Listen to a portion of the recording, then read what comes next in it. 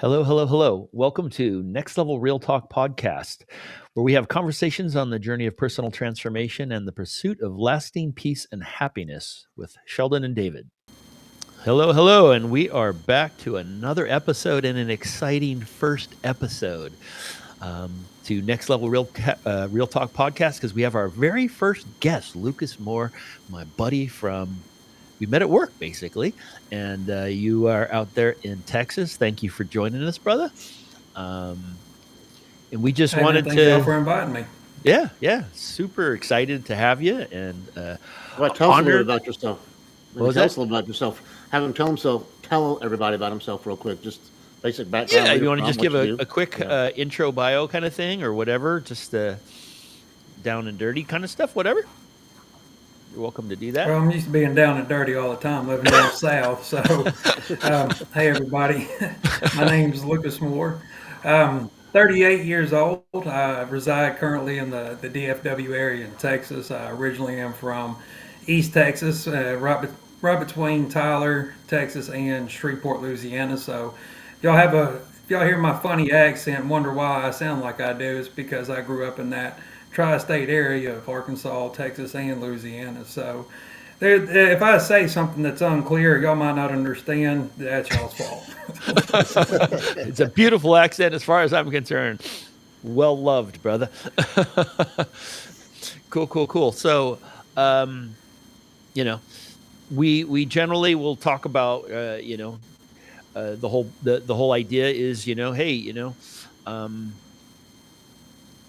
how do we just get by in this freaking world, right? There's a lot of crazy shit going on, and we've all come from different backgrounds and different perspectives and different things and ways that we look at the world in our own lives. Um, and if you had some thoughts about that, or some ideas, or if you wanted to share a little bit about some of the stuff that you deal with on a daily basis or how you look at your life, would love to hear what you have to say. Yeah, no, I'd greatly appreciate it, man. My, coming from a lot of previous of my life experiences, never got to have anything that came over too easy. And similar in y'all's previous podcast, I'm by no means am I saying I've had it the worst, woe is me story. But does have their story, and they all have their trials and tribulations, and Yeah. the items we've all made it through, and the items we continue to struggle through. And one of my earliest opportunities in life that as I was coming in from that childhood into early teens back in the summer of July 11th, 1997, my uncle took his own life. Mm. And that was the summer that I was going to be turning 12 years old. So it was a very tender Wow. age, which, like I said, there's people that are listening to this podcast has probably dealt with far worse at a far earlier age. But for me personally, that was my first real life awakening, and really having to realize that our mortality is such a fragile thing and it can be gone so quickly. And that almost kind of started rickrolling a lot. I'm not going to say a lot of my opportunities, but taking my own mortality into my hands and understanding life, and also wondering, why people would do certain things that they do, and Mm. also kind of revisiting some of the call signs that were happening with my uncle, because for the longest time my uncle was living up in the Dallas Fort Worth area working as a registered nurse up here in DFW. And when he moved back into Marshall, I was excited because me and my uncle we were so aligned. He liked cars, I liked cars, and when he came back into Marshall, we would go back out to our property, which was about 7 acres on the outskirts of town. And it was essentially like a salvage yard damn near, just a bunch of old cars sitting back there rotting, getting rusted through, and trees growing through where the engine used to be. And so we would, he got me more involved and out of the house more and away from some of my, at the time, associates who weren't such a good, reputable people to hang around, Yeah. especially at that age Mm. where you can be very easily bought into, hey, well, let's go do this, let's go do this. I mean, shit, we don't have nothing else to do. We're in a small town, so yeah, that Yeah. sounds like a great idea to go kill some time and possibly kill some brain cells while we're at it. And So as him and I were pulling out cars from the pasture, working on them, he would kind of give me little distress signals of, yeah, well, after this summer, I'm not going to be around, so you and your dad are going to have to work on the brake lines on this old VW Bug, and just kind of making little quips like that, which I didn't understand at that age because I was still 11 years old. I'm a child. Yeah. I didn't have that Yeah. fortitude of thought. Like, where are you going? I just thought he might have been, moving Yeah. back up to the DFW area. And, so, I mean, I still remember the day vividly when we came back, and I won't go too far into that whole story. But when the day had happened, man, it was just absolutely crushed me. Yeah. And which for me, that was essentially the start of one of my biggest addictions, which was depression. And going through that and trying to wonder why would he do this? What was going on with him? In this past year, when I turned 38, I finally made it to an older point in life than what my uncle Hollis was when before he took his own life. And that was for me very early on. That was just kind of that starting point of really having a different view at the world and different outlooks. And it was a catalyst to some things, which I grew up with ADD. I was a child that bounced off the walls, always had a ball of energy, going to figure it out. And so some of the some of the addictions and opportunities might be rolled in related to having ADHD or some of the symptoms that align with that, and some of it might have been self-imposed. But I'll say for right now, the strongest one for me has always just been depression, being in that Wow. comfortable numb. Uh, and so after kind of dealing with that for a year, my great grandfather, which we call great grandpappy, he passed away, which it was a natural thing. He was in his upper 90s. He outlived two wives and probably a handful of girlfriends. So but that also was a another turning point for me because still dealing with the sadness and wondering why with my uncle Hollis. When he had his funeral, my great grandfather, he was a Freemason. He was involved in the Shriners. He was involved in the Scottish Rite. All the all the all the embodiments related to Freemasonry, he was involved in. Because I always just knew him as great grandpappy. I just knew him as that sweet old man that was always nice, never whipped me, never yelled at me, just always cool, calm, and collected through the whole time. But when we were at his wake, they had all the flower arrangements with the Masonic symbols, the square and compass, ordering of the Eastern Star stuff. Like there was a lot of beautiful arrangements. But what really blew my mind at that point was the amount of people that were there, the amount of people who showed up to pay their last respects to my great grandfather, which it blew my mind because, like I said, I was just used to them kind of in a one-on-one setting, or the family events, or going over to his apartment complex to go use the pool and hang out and visit with him for a good bit of the day. And so when I saw that, it's like, man, he was involved with a lot of people. There was a lot of people that showed up for him in his last little bit on this earth. And at that point, it also triggered something else in my mind: is how do I want to be remembered when it's time for me to go? Yeah. And so that was always something that stuck in the back of my head too. Is one day we're all going to die. We can't cheat death. We can do what we can to try to prolong it a little bit, but essentially at the end of the day, I'm going to be a memory.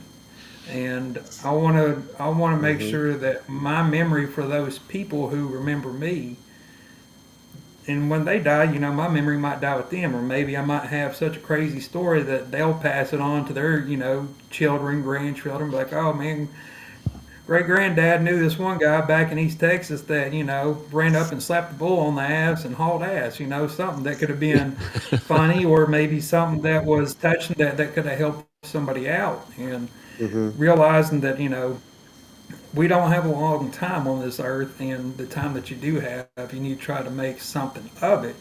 So you already kind of got two conflicting deals right now of super sad, depressed, I don't know, I don't care, why does this happen?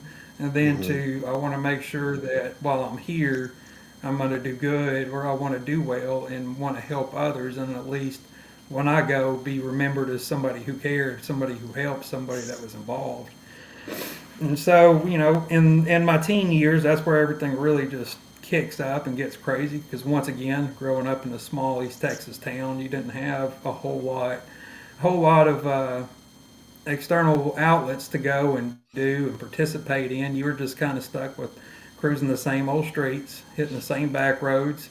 We had two Sonics and cruised both of them, the same amount of times at the night, just trying to see what was going to happen. And down there in Marshall at 59 and 80, a lot of people would go meet up at the Kroger's parking lot. So cruise by there to see, hey, does anybody do anything? We partying? Where are we going to party? What are we going to do? Who can get your hands on what tonight? Let's get some beers, or god dang, have to get some Mad Dog something or some Irish Rose, just rock gut stuff, just Dog for us at that 2020. time to feel like we were going to have a good time. Yeah. Exactly. Just get some gasoline that's flavored like but strawberry bananas or passion fruit, just whatever you could, whatever you could get a hold of. Who was old enough to buy it, or who knew somebody that was old enough to buy it, and just cigarettes and alcohol, whatever we could get. That's what we were trying to do. And during the school, I absolutely hated junior high with a passion. I'm almost 40 now, and I still look back at junior high like, Jesus Christ, what a shit show that was. But the depression always stayed prominent with me through my teen years, and which in times, even now, if you're in a sad, bad mood, and you put on one of your happy songs, you'll change it because you'll be like, I don't want to listen to this upbeat. I just want to stay in my sad sack. I want to stay in my rut. I don't want to try to change it. I'm just comfortably numb right now. And one of the mechanisms I've had growing up was not caring, because I've had friends and family die throughout my whole life, but especially during high school, we've had guys that would overdose, people that got killed in car wrecks, and I learned at an early age that, hey, if you don't care about it, then it's not going to emotionally hurt you. If I can just build those walls tall enough and thick enough, everything else outside of that's not going to matter, because I'm already disconnected from everything. I'm already disconnected from my feelings. I'm disconnected from letting people in, not giving them the opportunity to hurt me. And, it was a trend that's just been prominent throughout my life. And when we graduated out of high school, my best friend, Nicholas Brixey, God rest him, I was going to school down at UTI down in Houston. It was my first time out of Marshall, living in the big old city in concrete jungle, which Houston at the time was definitely a big stepping stone from a town of 25,000 people to one of the largest metropolitan areas, at least in the top 5 in America. Like, oh man. And when I was going to school at UTI, Nick came down and was living at me in Houston, because that was our opportunity to get out of that small 2-bit town. Like, let's get out of here, man. Well, let's go do other things. And while we were in Houston, man, we had all sorts of adventures. So I loved my friend to death, and he would get us in good situations. He would get us in bad situations. He would just get us in all sorts of situations you can imagine. But that was my buddy, I was, whatever it was, I'm gonna be right there with him. We're gonna go through this shit together, And eventually he had to go back to East Texas and take care of some court items. And when he was back, he was involved in automotive accident, and it killed him. It took his life that day. And when that happened, man, it was really a hard hit for me, because he was my best friend, and for me it really put a hard nail in there for me. And just kind of go a little further back and bouncing around a little bit. Back in October 1999, I was 14 years old, and I got hit by a truck when I was on a four-wheeler, which I shouldn't have been on the four-wheeler, and had a brake opportunity on it, so I came off the dirt road onto the blacktop. And for those that don't speak country, blacktop's pavement, asphalt, the normal paved road that's got an actual street sign on it. And I had a truck that hit me, and thank by the grace of God, Allah, whoever you believe in, it didn't kill me, but it did break my back, which I can still able to use all my extremities, and it's still a daily pain because at this point, no surgery because it's a quality of life opportunity, and having to have that constant pain in your life every day, which also drives that depression even more. And a year after that, almost a year to date, my brother was involved in a wreck when they were coming back from Shreveport, Louisiana. A car was stalled out in the road, didn't have their lights on, and they came up on him, hit them, and he had to go. He had to get rushed over to LSU's ICU to where he was having his organs were pretty much shutting down. And we were at the hospital visiting him one night, and he went into a seizure. Which, if you've ever seen somebody in person, real life, have a seizure, it's absolutely terrifying. Especially my brother was laying in that bed, and all of a sudden he just stiffened up, and his eyes rolled back and started convulsing. I thought, I was like, oh, that's it, man. This is it for him. But luckily, he pulled through that. He did have some opportunities with going through dialysis 5 days a week to get his kidneys back in line. And later down the road, a good part of that story, he was able to get a kidney transplant from one of his best friends, Joey Sutton. Joe, if you ever listen to this, I love you, and I'm glad that you're my brother's friend because you saved his life, man. But it's always seemed to kind of like majority of people say if it's not one thing, it's a motherfucking another, right? Like it seems like as soon as you get over one hump, you've got three more that just bam, bam, bam hit you with other things. So just kind of give a backfill of some of the opportunities and why I say depression's always just kind of for me the biggest addiction and the prominent addiction in my life. I mean, depression's been there more than anything else, and it's one of those comfortably numbs that I can fall back into that route. I know what I need to do, I know how I need to do it, and just be emotionally dead, just be sad all the time. But So nobody likes somebody that's sad all the fucking time, because then you're going to depress everybody around you. So you kind of learn how to mask that depression at times, that I can go out and I can perform and I can put on my show, and when we go to the shops here and there, and I can, hey guys, da da da da, tell my jokes, do the bullshit, and it's all good. But when I got back to that hotel room, I can take that mask off and I can go back to being in that depressive state, that comfortable numb. yeah. So real quick, Lucas, I gotta ask you. One, I love how you talked about. Not that I love the sad part. You talked about being sad and finding the good things in your uncle and your grandpappy. I mean, it's just like the depression is there, but you're still looking for that something positive with them, which is awesome. Sometimes it's hard to do, so I like that. And I know you're in that depression. And by the way, been there, done that. I was drinking after the divorce, and just that was comfortably numb. Whenever I get thank the Lord, I went to work. Otherwise, I would have woke up and went drinking just to keep myself numb. So I understand where you're coming from. How do you? Because I know you say you put that mask on, but you seem to be dealing with the depression pretty good. So how are there ways that you work through the depression? And I know it's still there, but there are ways to make it not so deep. How do you do that? It's a continually evolving process for me, Smitty. It's always there. It's just never going to go away at all. It's always there, but you combat it. So over the years, I've had completely terrible tactics at trying to combat it, because I turned to substances, whether it's drinking, smoking, other illicit activities that we're not going to mention on here due to legality issues. But it's been essentially like a test and tune for me of continuing to push forward and saying, all right, man, I'm tired of being in this rut. I don't want, it's just weighing me down. So here lately, what's been working out good for me, especially when I get home from work and I have, let's say, if I've had a rough day at work and I've got this animosity built up in me, my wonderful girlfriend got me a punching bag this past Christmas, and so now when I come to the house and I'm all, just boiling over, and I'm about to, instead of taking, my exactly, yes sir, instead of taking my frustrations out on her inherently, because she's not the the opportunity in the whole deal.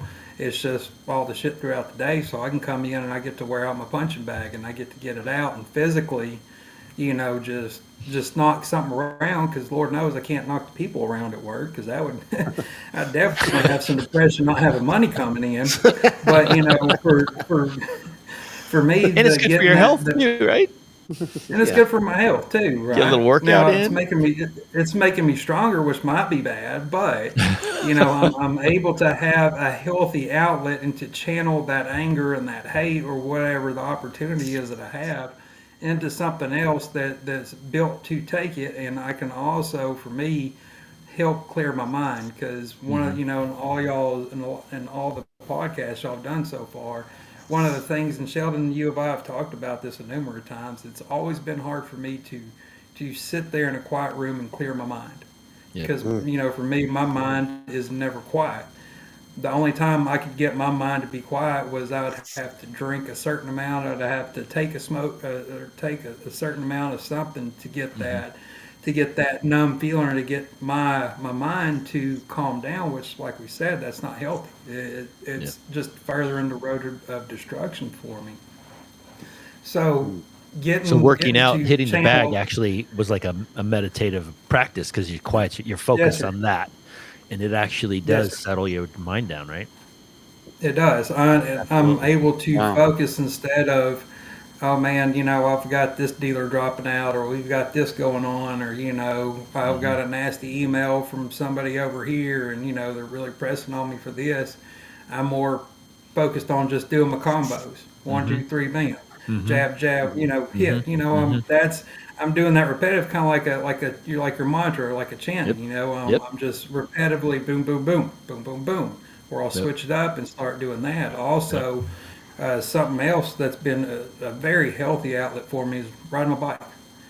I know it might sound a little strange or ridiculous at times, but I'll put in my headphones and I'll put on my, I'll call it my happy list, where it's more of a higher tempo, even though some of the lyrics still might be super sad, but it's still that high tempo. It keeps me in groove. So once again, I'm still, even if I'm listening to the lyrics, which I said I have ADHD, so I've listened to songs my whole life and I still can't get all the lyrics right, but I'll still try to sing it at the top of my lungs. But just once again, I'm having to get my body of movement, and for people that are listening, if you're not able to, that's acceptable too, because there's still things that we could probably do to kind of help in that same workflow.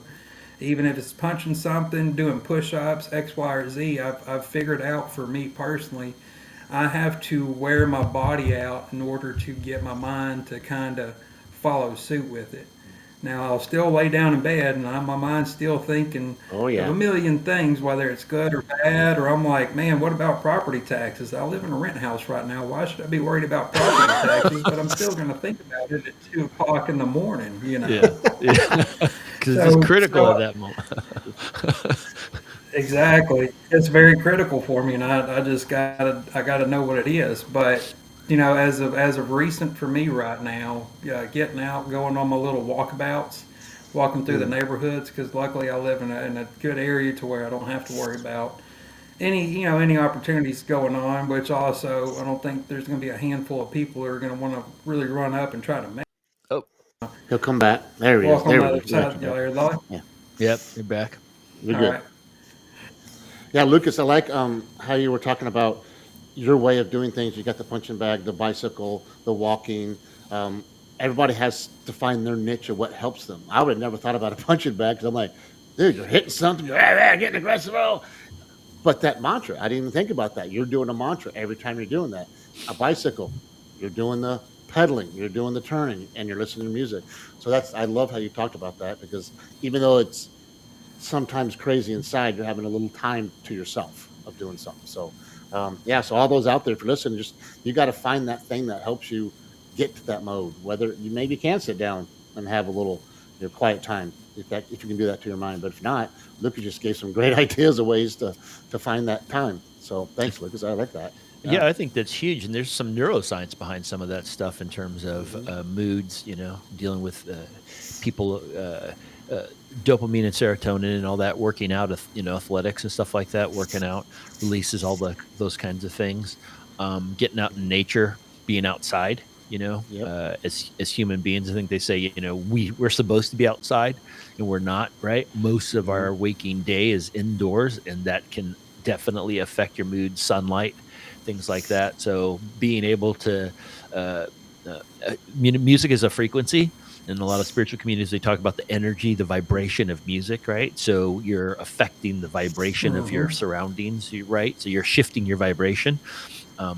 energetically, with the tempo of the music that you're talking about and the feeling of it, right? Because it's a vibration, so it's more the feeling than the lyrics necessarily, right?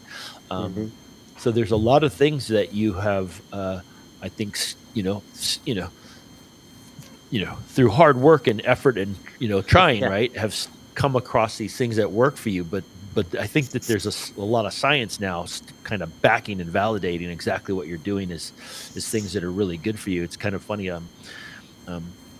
Jacqueline, my wife, we had a list of the things that and it was literally the exact things you're talking about, dude. Play some music, get outside, get in nature, go for a Mhm. walk, do whatever, right? Get outside, move your body. Like, and I Yeah. think writing was the Doing other one stuff. for her. Like she would Mm. journal and sort of just get Yep. some of the stuff out. And it was a That way of helped me. just getting that out of the Hmm. mind. Like just write it down and then I don't have to Yep. think about it anymore because I wrote it down. Yeah. Do you do any of that? That would be the one thing that you're not doing, boys. No, no, not journaling. I mean, essentially anything on the scholastic standpoint never really has appealed to me that much. Once again, I'm gonna revert back to East Texas. English was never my strong point. Even now, people look at me crazy when I say something like, "What'd you just say?" I'm like, "Well, it makes sense to me." Not so much as writing the items down, so to say, for me, but Mhm. yeah, that's probably the only deal on my punch list that I don't do. Which it one of the things being involved with the Freemasons. Shout out to Hall and Lodge number 1 down in Houston. I definitely picked up a lot more reading Yeah. because at times I'd much rather be outside dicking around with something or just doing something outside. Hmm. But we would have our talk groups, which we would do, and we called it our esoteric study. So we would all read, an X amount of chapters out of a book or read, something for whatever was going to be on the agenda. And it was always great because just kind of like we're doing now, you had different brothers' point of views and their perspectives on the Hmm. same literature. And Right. so getting to hear, this is what they're taking away from it, and this is what they're taking away from it, and this is And how my wildly different that could takeaway be. of it. It, Exactly, it could be so exactly. different. You're like, So writing whoa. stuff down, not so much, but Yeah. being in a talk group about the stuff definitely helped. Which growing up, and I'll say I grew up more on the old school spectrum, but talking about things wasn't really the deal. We never Mm-mm. really sat there and talked about our emotions, nor did we learn how to deal with our emotions and process them. Which Hmm. that's where a lot of more of the addiction side of things came in. Is I can't sit here and tell you about my feelings, which even now to this day, almost being 40 years old, I still have a problem talking about my feelings or what I'm going through because in my head I know exactly what it is and what I want to say, but when it tries to come out in words, I Hmm. just sound like a bumbling idiot on it, and then I get more aggravated when the other Yep. person isn't relating with me or understanding what I'm saying. So then I just kind of blow Mhm. up and get all to pieces because I'm like, well, I'm trying to communicate my feelings and what's going on with me, but it's not being receptive. So why do I try to even do So fuck it this? all. Which in turns it just gets bottled up. It just gets Yep. bottled up, and we put more and more and more, and finally you have that overflow of the day, and then Hmm. everything comes out. In which Yeah. Yeah. In a there bad there have way. been, yeah, in a very bad way. That's what I Mhm. call when I just go nuclear and I'll just fuck this, fuck everything, fuck you, fuck your shoes, fuck the air you breathe, just Yep. Yep. fuck the horse you rode in Done. on too, Yep. and Yep. And yeah, we've we because have we've talked there's about that. been a lot of progress been made. Go ahead. No, go ahead. Oh, I just to say we talked about that before about us men not being able to, the old school was don't express your feelings, don't talk about things. And now we're starting to try to do that more. And it's the hard part is one, how do I say it? I got to be able to get this out and have that conversation. But then we need that person on the other side that needs to be open and understanding of where we're coming from. And sometimes, like you're saying, if they don't, then that's when we suppress it back in and it becomes a problem. So hopefully, if someone starts talking to anybody out there, start listening. Don't just kind of put it away. Stop what you're doing. Look eye to eye and say, "Yeah, get it out. What do you want me to do?" And I told Sheldon one time, "What do you want me to do? You want me to fix it? You want me to give you a suggestion, or you want me to just listen? What do you want me to do right now? Yeah. I just want you to listen. Okay, just sit there and what? Throw up. Get it out." So it's kind of like, yeah, it's that kind of getting that understanding. So I love how you brought that up because that's you're going through what everybody else is going through, and I love to have you talk about how that works. So thank you. And For being honestly, you're talking, you're open your feelings, even though you say you have a hard time sometimes. You're doing great. I love it, man, because I'm getting some. And it takes a lot of courage to do that, especially for us guys, I think, right? Because we weren't raised that way. I don't think in East Texas you all sat around and had emotional circles where you sat there and cried and talked about your shit, right? That wasn't something that you did. And it's certainly not the way Dave and I grew up in Arizona. And I think that's how a lot of people, not just men, but a lot of us in society these days, and then we get into our phones, and that's an addiction, right? Scrolling can be an addiction, right? Getting likes, getting all this stuff, right? And all those other distracting things. But it's kind of funny. You also mentioned going outside and just tinkering or doing something, right? I had a tech who would go crazy in his brain. He was a little ADHD. He was one of my best techs, but man, that his brain would sometimes, if he got pissed off about something, and he would be going while he's working, and I'd walk up and I'd be like, "How's it going?" He's like, "I need some Sheldon time." He's like, "I need some Sheldon time." And I'm like, "Hey, dude, how's it going?" And I would just chat with him for a while, and I'm like, "Here's what I want you to do," because he would bitch about this car, that car, whatever, right? And I said, "I'll take care of all that for you. I got it. Here's what I want you to do right now." And he's like, "What?" Because he would get worked up, right? I was like, "Just fix that one car right there. That's the only thing I want you to do today. Just focus on that one car. That car right there in your stall? I just need you to do that one." And he'd be like, "Okay, I got it." And it would make him feel better, right? Because it gave him something to focus on. That singular, You're not seeing the whole picture, just the singular focus. That's the thing. That's what meditation does, right? Is a singular point of focus. Is one thing. That's why people will stare at a candle, they'll do a mantra or whatever the hell it is. But you don't need to meditate, right? Because what you're doing is meditative, right? Riding a bike and listening to music can be very meditative, right?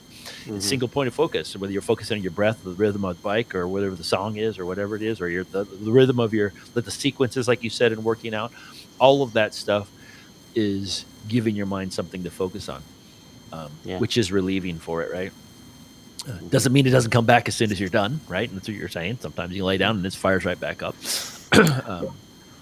But those things. But I have noticed if I do push myself hard enough and I go hard enough, I at least get those dopamines and those serotonins released for that time being, for however long they decide to hang around, which generally isn't too long. But and this is a good point. We're talking about for any of the listeners. It's you're not ever alone out there. Everybody's going through something, and you need to find somebody to talk to or an outlet just to get it off your chest, decompress. One of the things that I've figured that's great in my life now is some of these conversations I ask them before leading into it. Are we fixing it, or do you just want to dump on me? Because depending what you say, I'm going to be analytical, thinking, all right, well let's nope, I just want you to listen. Oh well, shit. So now I'll just start off with that. We listening or are we fixing? Because I'm good either way. I just want to. Love it. I just want to know if I need to be receptive and shut the fuck up, or if we're gonna start trying to get the pen and pad and start writing this stuff out to see what we're gonna to find our workflow. Especially if it's a woman, because that's what us guys want to do. Especially if it's your, your partner or your wife or whatever, right? And they're all emotional, and you're like, because we don't like the emotions in ourselves. We like it in somebody else, so we start freaking out. And we're like, hey, what are trying to fix that fucker right away. Yes, sir. To make it go away, right? So our typical realm of emotions are hungry, happy, and sleepy. That's about it usually. That's awesome. Yeah. I always say it's anger and lust. It's Yeah. like, Yeah. you know what I mean? There's a certain kind of like, woo, sexual thing or whatever. And then there's just like, I'm fucking pissed. I want to kick some ass. And there is one thing, man, Sheldon. I do want to thank you for all the times that we've been out on the road working together, and you let me, you know, dump on you. You would let me talk and just do my deal and let me decompress. And I've always appreciated it and always respected you for it, man, because doing what we did, especially the amount of traveling and not being home for a day and a half at most sometimes, and having to go into these situations where people are just taking the piss out of you. They're acting like you're the bad guy, and we were just essentially there to help. But all those times that you let me dump on you, man, I greatly appreciate it, and I always have, and I always will. Oh, thank you, brother. Thank you. Um, you have a beautiful light, brother. You have a beautiful You light. do. Yeah. And It's uh, and it's always evolution. It's always yeah, growing. It's we work hard to get it, and we got to work twice as hard to keep everything. And yeah, some days we don't want it, and some days we can't help but be bright as halogen with it. But yep. we're at the end of the day, we're all people. Hmm. We all have a pile of shit. Some people's piles might be bigger than others, but it all stinks the same for us. Yeah, All yeah. of our piles stink the exact same. But if we could, if anybody that's listening, if you can help just by listening to people, do it, man, because you don't know whose life you could save. Especially more on the male side of things, or whatever they're going through or transitioning through. It's a lot that goes on that we might not get to talk out loud, and we Yep. might not get to say, and even just having a 15 to 20 minute listening session of somebody, just going off or venting to you, that could be a point of them to say, you know what, after now that I've said it all out loud, bounced it off somebody, it's not that bad. And that's another thing I've always appreciate about Hmm. our fraternal organization with the Freemasons and my brothers there, is I could run anything by them and not get a biased opinion, or Yeah. maybe somebody trying to get some leverage or something. I could get just raw, uncut, you know, data or Well, whatever they brotherhood. wanted a rebuttal with, and I knew that it wasn't coming from a gain perspective, or oh, Yeah. here, you should try this, and I, here, let me help you with this, it's only da da da da da. Right. It was, they would just let me talk, and if they didn't have nothing that they could reply back or help with, or X, Y, or Z, then they'd be like, look, man, I've never been through that situation before. I don't have any good insight for you, but I'm here if you want to talk more about it and go That's from there, beautiful. which I would. They might not understand what it is, but they'd be like, I'll listen to you all day, and it helped me dramatically through certain times that I was going through with some of my personal opportunities, and just knowing that I had a safe space like what we got here right now to just say, hey man, this is what I'm dealing with. This is Hmm. eating me up, and Hmm. it's really getting hard right now. And I don't know what I need, but I just need somebody. I need something. I just need a body here right now, and they would do that. Which That's I beautiful, dude. love my And own Lucas, brother, because now my brother is a Masonic brother. Yep. yeah, Lucas, what you were saying about just that one person may not understand at all what you're talking about.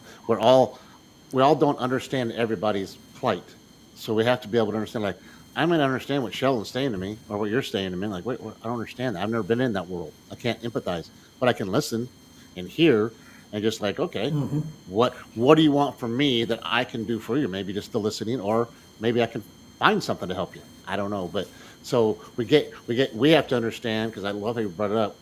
We have to understand that we may not understand what the person's going through, because we're all at different levels, different spaces, and just be willing to listen. It's So I love that it. I love it. compassion aspect, right? Hmm. And David, you had a what you called the wolf pack.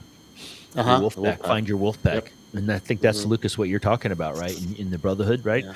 Is kind of like a wolf Yes, pack. sir. It's you know, and not trying to sell you something or do whatever, right? But just to be there in real brotherhood and Hmm. community, and the purity of that, you know.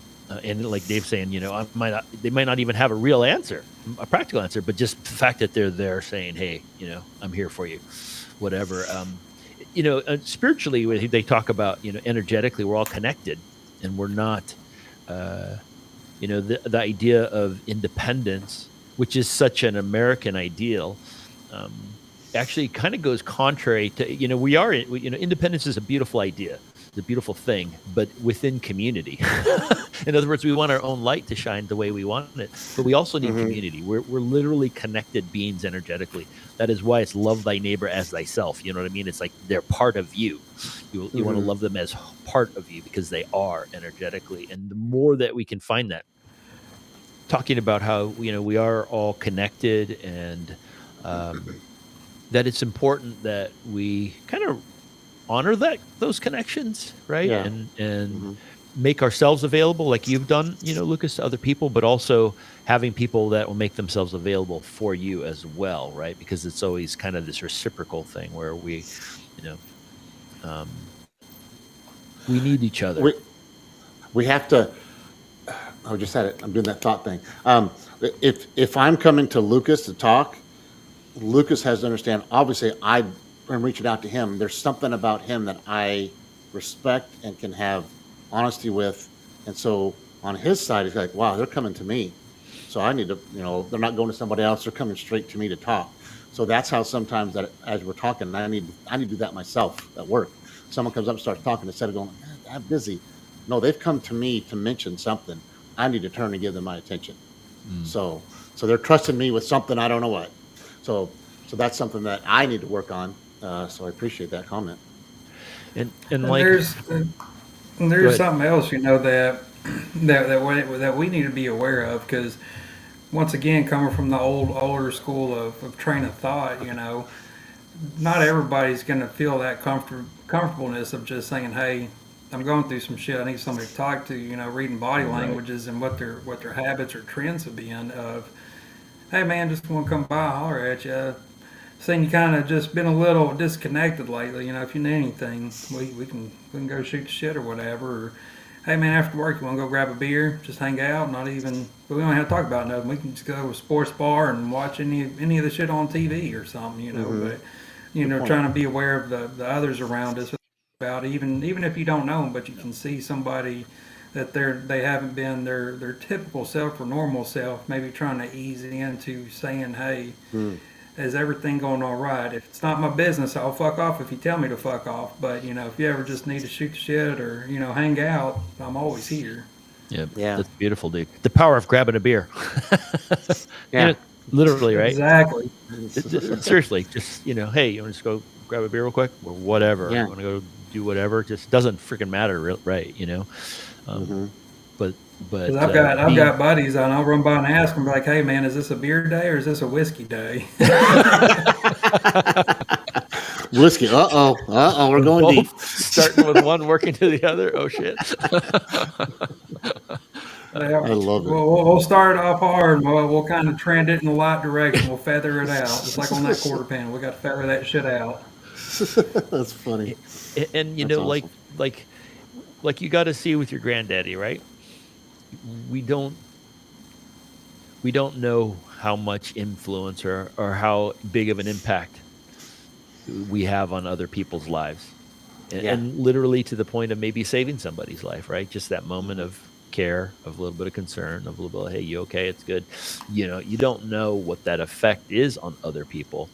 Um, and that makes your life, and being able to be available to do that, being aware, but also aware to do that for yourself too, right? To be able to ask for help if you need Mhm. to, or to Yep. be kinder to yourself, just saying, what, this is something that I have to deal with, right? Being kind to yourself mentally when those things are happening. What, let's just use the tools that we've got. I'm gonna go hit the bag for a little bit, or let me go for a little ride, or let me go, to take care of yourself, right? Kindly, rather than fuck, there you go again, kind of thing, right? Because the mind can kind of do that, right? But being kind to yourself, um, and it also, helps you, gives you the space to being kind and aware, present for other people. Um, we don't know the impact that has on people. I guess is the bottom line, right? Yeah. Um, I mean, even our energy that we put out on a day-to-day basis mhm. affects those around us, man. Because I can't tell you how many times we've been out on the road and in certain places, and I would just be so disassociated, just disconnected and disgruntled. Like, I don't want to be here. I'm tired of this shit. I'm tired of these assholes we're dealing with. But your infectious energy and your persona and how you would present yourself out there days, man, I'd just be like, all right, well, you know what? I need to pull my shit together. I need to pull my head out of my ass, because Sheldon's energy is really pulling through for me today, and it would affect me in a good way. So that way I'd pull myself out of that rut, pull my head out of my ass. Once in a while I have to, but even the energy we put out on that day-to-day basis of, hey man, you know what? It's probably not that bad. I'm just being a little disgruntled dick right now, and I got to follow suit with what my buddy over here is doing, because we're all in this together. But he's having that different point of view and that different perspective of it, and I need to pick it up. Awesome.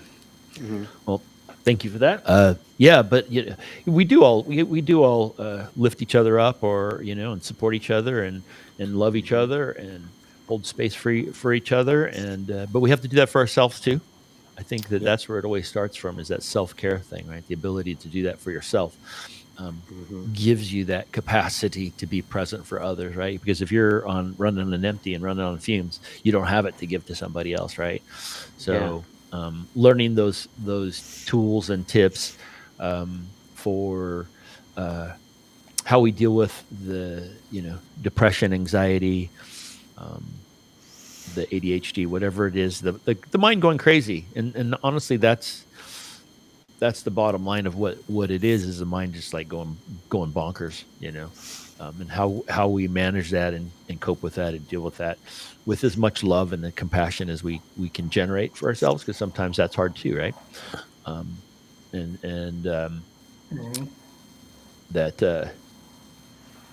That it you can improve it, right? And it is a work in progress. We're all works in progress as human beings, right? None of us are perfect.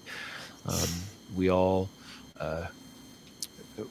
can try to do better next time, kind of thing, right? It's like, okay, fuck that one up pretty bad, but maybe next time I won't fuck it up quite as bad. You learn from what you do and say, okay, I gotta this works, but I just didn't do it right. So you just got to kind of find the way. You got to find your way. Yeah. So, Lukas, thanks for being here, man. We appreciate you. Some great insight. You are a big light, brother. I appreciate y'all having me on. So we'd love to have you back sometime too. So, yeah, we definitely love what you shared with us, brother. Feel very grateful and blessed and honored that you were willing to share that with us.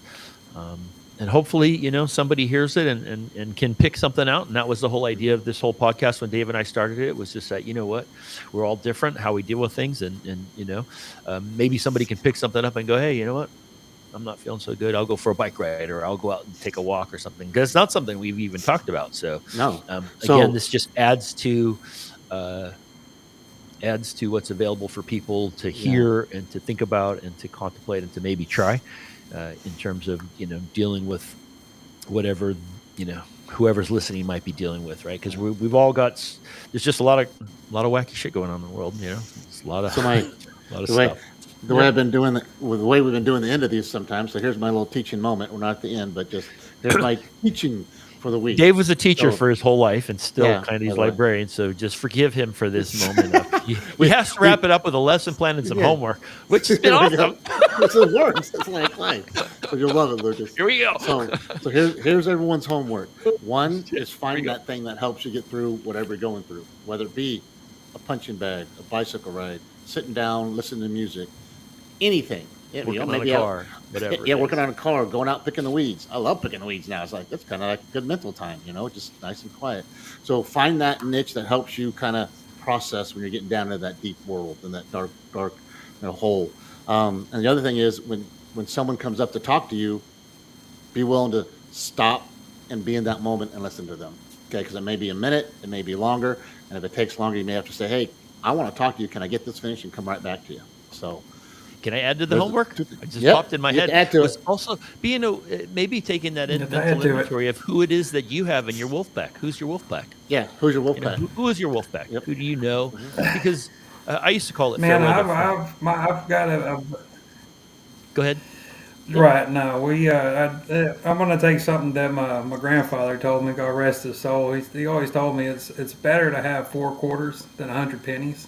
So, Mm. essentially through life, I've Oh, learned I'd That's rather have my core beautiful. people that I know are on my side and my wolf pack, Yep. which, my family members, my brother, because not only is he my blood brother, but he's also a brother in the lodge, too. My dad, God bless him, he's always been there for me to bounce off of. With him having ADHD too, he understands some of the struggles and the trials and tribulations of having to go through it. But am a wonderful girlfriend. She'll take, some of my nuclear reactions and my bottling up until it all gets released and helps me through the healing process. And I've got some of my buddies down in Houston, and I'm not going to name everybody individually right now because it'd take another 30 so minutes. But from the lodge to my family and friends, I've got my wolf pack, and I'm so thankful awesome. for them because at any minute, at any point, they can be taken from us. Yep. Hmm. We're not always guaranteed tomorrow, so we always got to live every day like it's our last. Which for all the people listening doesn't mean go haywire and go, boozing and cruising all the time, but Yeah. appreciate what we have and in the time that we have it in, because the good Lord could call us home tomorrow, or whatever your belief system is. We can sure meet with a quick demise just on a random occurrence, and I've seen that Hmm. happen. Hmm. Very quickly, just all of a sudden, one day you're here and then the next you're gone. Yep. Yep. It's awesome. That's Well, beautiful. cool. Well, thanks, Lucas, for joining us and sharing with us again. It's been awesome. Um, Definitely enjoyed our time together. So we will Yes. call that a wrap. Is that what we're doing? Was this it, Yeah, it's Dave? called a wrap. We And got our homework. Hey, yeah, we got the homework for the Smitty gave day. us the we'll homework see if we assignment. we'll see if the viewers dropped if they liked it or not. Right. It's like they're like Get going, this oh god, here goes Smitty bald-headed again. bearded buffoon off of here. Not, not. No, I love hearing you talk, brother. Oh man, we lost him. And that's how it ends. He just drops. And that's how There we it go. ends. Okay. He just He cuts out. just Is drops. that what it is? I'm back. I'm There He we back. just go. cut for a second I there. love it. Well, we hope everybody has a great week. Make sure you get out there and find your wolf pack. Find that niche that you're gonna have, and just enjoy people. Enjoy being around. And if any of the listeners need somebody to talk to and they don't have nobody to talk to, reach out to me. I'll give Yep. you a list and whatever it is. How crazy it is, well, you have somebody here. That's guaranteed. Yeah. Awesome. You Thank you, have Lucas. done Because yeah. that for so many people where we work. I will tell you that. That Mhm. dude, he blipped out on us again. I know Um, he's got some but Wi-Fi problem, people. He'll yeah, be back.